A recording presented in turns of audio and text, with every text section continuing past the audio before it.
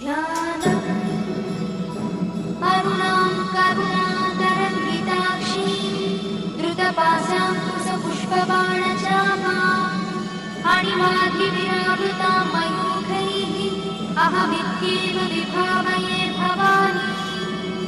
ध्यायेत् पद्मासनस्थां विकसितवदनां पद्मपत्रायताक्षीं हेमाभां पीतवस्त्रां करकलितलसत्तेव पद्माम्बराङ्गी सर्वालङ्कारयुक्तां सततमभयदां भक्तनन्दां भवानी।